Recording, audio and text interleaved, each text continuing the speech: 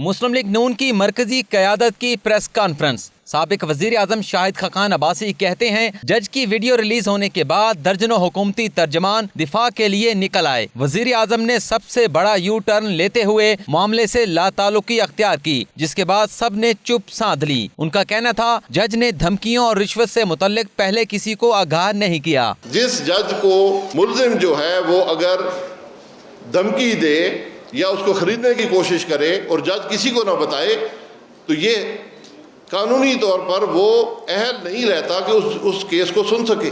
لیگی قیادت نے مزید ٹیپس ہونے کا دعویٰ کرتے ہوئے کہا ویڈیو کے منظر عام پر آنے کے بعد نواز شریف کی سزا قانونی اور اخلاقی طور پر ختم ہو چکی ہے۔ احسن اقبال نے سپریم کورٹ سے سابق چیف جسٹس اور پی ٹی آئی رہنماؤں کی ملاقاتوں کا نوٹس لینے کا بھی مطالبہ کیا۔ چیف جسٹس ثاقب نثار اور پی ٹی آئی کے جو ایم این ایز اور پی ٹی آئی کی قیادت برطانیہ، امریکہ، کینیڈا میں ان کے ساتھ تھی، اس کے بعد عدلیہ کے اوپر اس کی غیر جانبداری کے اوپر سوالات اٹھتے ہیں۔